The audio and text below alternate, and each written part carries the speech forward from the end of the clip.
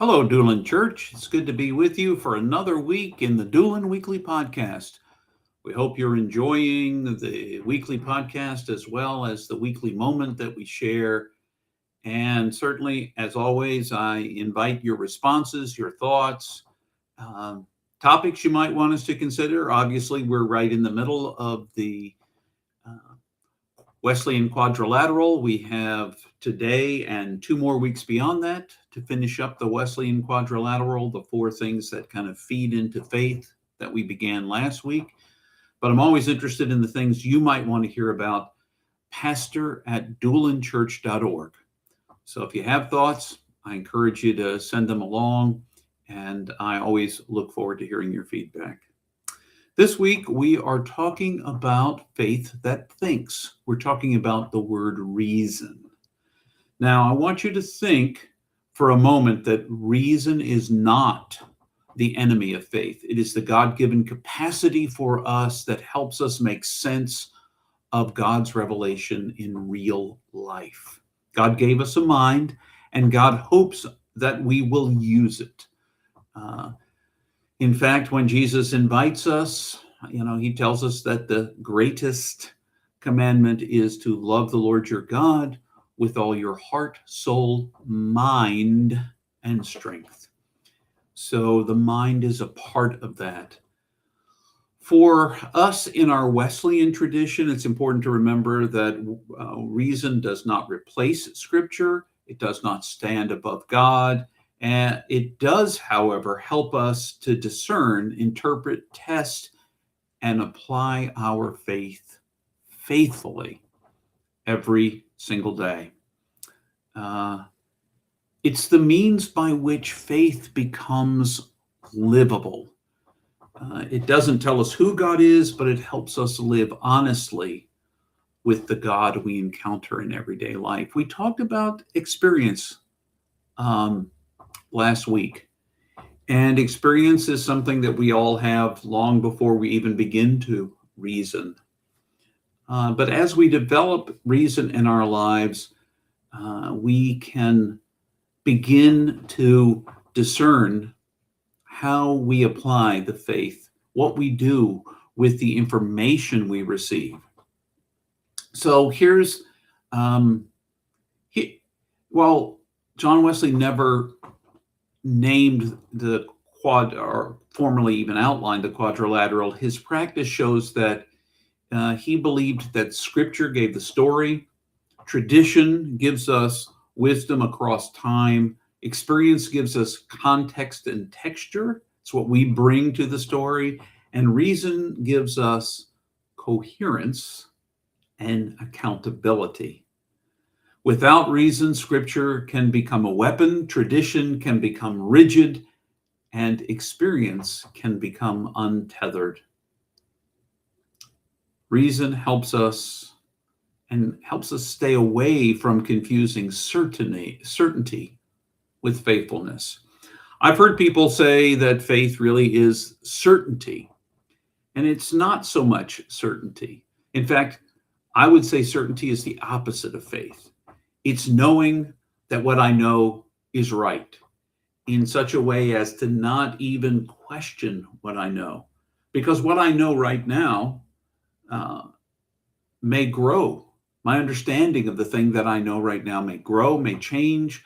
Uh, I may discover that the thing I'm sure I know right now, it can be dispelled. And reason helps me do that. Reason helps me stand back. It was perhaps reason, we call it doubt, when you think about Thomas, doubting Thomas, the one who questioned the resurrection. He wasn't the first to question it. Mary Magdalene announces it to the other disciples. They question it until Jesus shows up and shows them.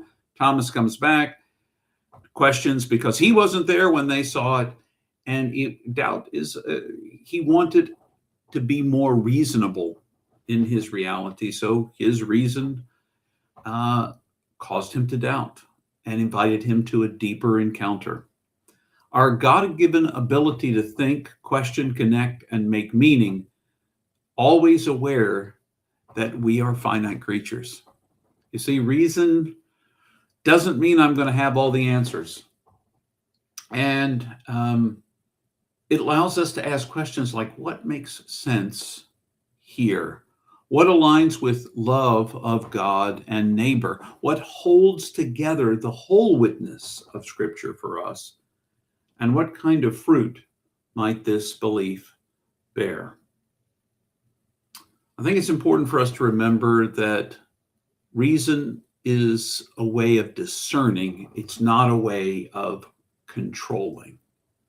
Now, what's interesting is some of the earliest learning I did about evangelism. After I was graduated from high school, went off to college, and I was involved in a couple of Christian groups, or was exposed to several Christian groups whose training was to list some points of Scripture and then lead you down a reasoned path to come from your place where you were to believe in Jesus.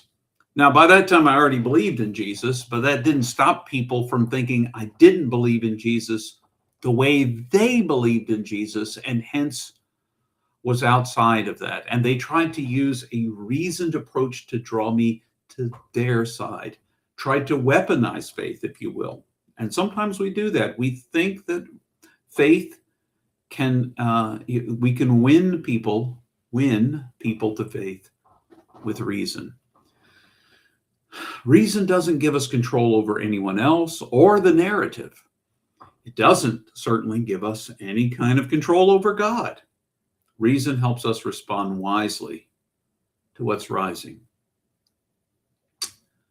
We need to remember that faith isn't about shutting off our minds. It's about letting our minds be formed by love. We do that by accepting the mysteries that come to us, receiving them, and engaging them in ways that don't demand a rightness on our own part. Reason gives us space to ponder, to question, to look, and to come to some conclusions. Right or wrong in the moment, that can help us move forward on the path of faith. So, oftentimes when we talk about these things, concrete examples are helpful. So think about it. Scripture tells us, Jesus says, it's, let's say, for instance, the second great commandment. I've already mentioned the first. That includes the mind. The second is to love our neighbors as ourselves. In both instances, Jesus was quoting the Hebrew Bible, was quoting something else altogether. When Scripture says love your neighbor, next week we'll be talking about tradition. Tradition may have shown us ways that Christians have tried to do that. Experience brings us into this moment, this neighbor, this context we're in. Reason will then help us ask the question, what does love look like here, now, with these people, in these places, and these consequences in which we face them? How do I love my neighbor as myself in this moment? What is the most loving response? And reason allows us to think through some possible ways that we can respond to the Scripture, inviting us, telling us to love our neighbor as ourselves. What does that look like when I do it? So, reason helps us move from the principle that Jesus gives us to a way of practicing it. And as we know in our Wesleyan tradition, John Wesley was all about taking, having faith as something in our minds to how do we practice it. So not just the principle. In principle, I love everyone. I love all my neighbors. What does that look like in real practice, in everyday ways? I have to tell you something that tends to be something we think about reason. We tend to think that reason allows us to be neutral or objective. That's just false. You're always going to be you in a moment. And as I've mentioned before, you're observing what's going on around you affects what's going on around you. Uh, it impacts. So it can't be neutral or objective. Um, reason can be distorted when it refuses to admit its own biases. I happen to be born in a first world country in the United States. I was raised in a certain culture with a certain way of seeing things. I happen to be a white male in that culture, and I bring certain biases just by the fact I'm of that. Add to that the fact that I have I graduated from high school. I have an undergraduate education as well as a graduate education, and there's all sorts of biases that I bring to any given moment. And that can distort my reason if I can't admit that I have biases. Sometimes reason leads us to be defensive rather than curious. We feel like what we have right now needs defending, as opposed to curiosity to hear what other perspectives we might bring and find a way to accommodate into our faith and understanding. Reason works best when it knows it isn't the center of the universe. I'm not, it's not. So, what I want to invite you to do in the coming week, it's a simple practice, an opportunity to use your reason. When you feel yourself becoming reactive in a situation, when something is happening, when you read something, if you're on social media or you watch a news story and it makes you reactive, pause and ask these questions. And this comes from reason. What am I assuming about this situation? What are my assumptions? What else might be true? Reason helps us think that. And what response here is most aligned with love? These are all questions of your reason. So let reason be your companion this week. And thus ends this talk about a second part of the Wesleyan Quadrilateral. Remember, scripture, tradition, reason, and experience. And we began with experience. We've moved to reason. Next week is tradition, and we'll follow that with scripture. Thanks so much for joining me. Again, I welcome your input, your responses, your thoughts. Always interested in hearing.